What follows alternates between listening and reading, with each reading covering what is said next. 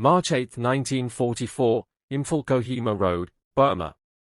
The first mortar rounds struck the British supply depot at dawn, their detonations muffled by fog so thick it pressed against the skin like wet fabric. The temperature hovered at 28 degrees Celsius, but the humidity made breathing feel like drowning. Japanese infantrymen of the 15th Army emerged from the tree line in silence, their boots wrapped in cloth to muffle sound, their Type 38 rifles held at port arms. They had marched 3 weeks through mountain passes and river valleys to reach this moment, the opening thrust of Operation Yugo, the offensive that would sever the Bengal-Assam Railway, collapse British India's eastern defense, and deliver the final blow to Allied presence in Southeast Asia. By noon, the fog had burned away, revealing terrain that would consume them, jungle so dense that visibility ended at 10 meters, slopes that turned to mud under monsoon rain, and an enemy equipped with resources they had been taught to believe no longer existed. The offensive would last 4 months. Most of the men who began it would not return. Operation Yugo was conceived as the decisive stroke that would restore Japanese dominance in the Burma theater and potentially ignite rebellion across India.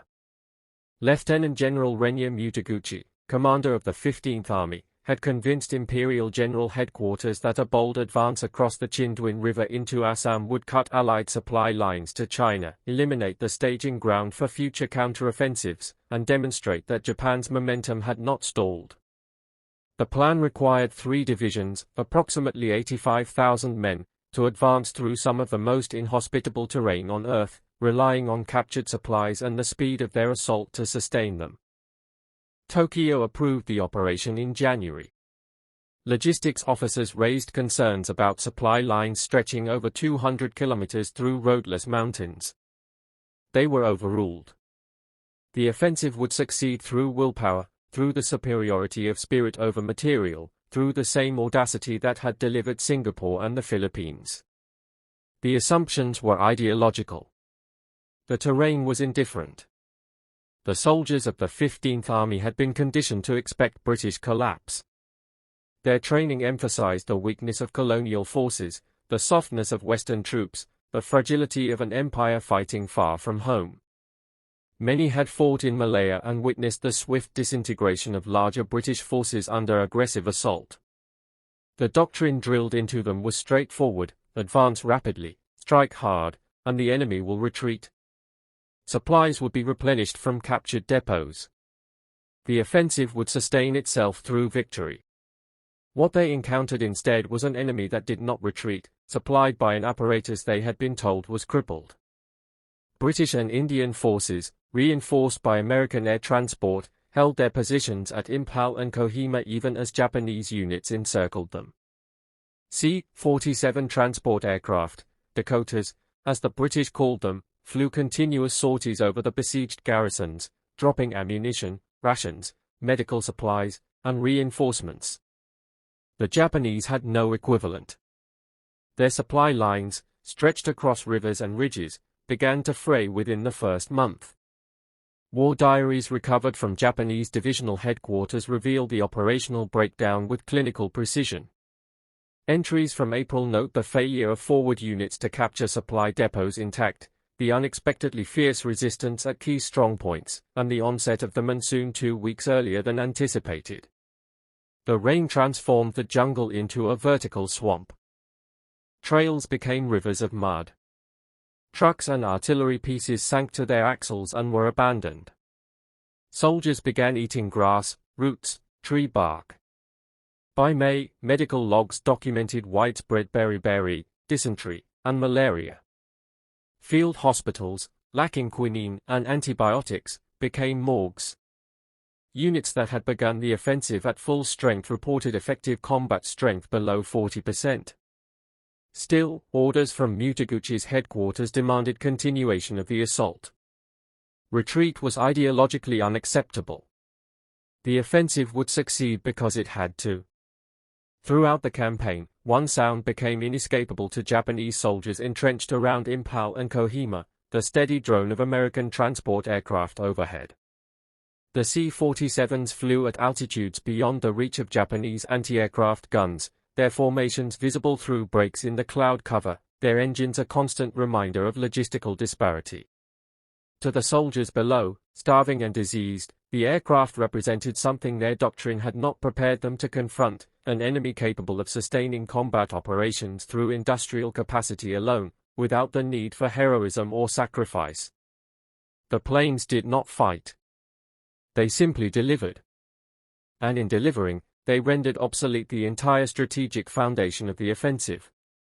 Japan had gambled that speed and aggression could substitute for supply. The sound of those engines, day after day, proved otherwise. By June, British and Indian forces began counterattacking from Imphal, pushing Japanese units back toward the Chindwin. The retreat became a rout. Soldiers, too weak to carry weapons, discarded rifles and equipment. The jungle trails became lined with corpses, men who collapsed from starvation, malaria, or simple exhaustion and were left where they fell.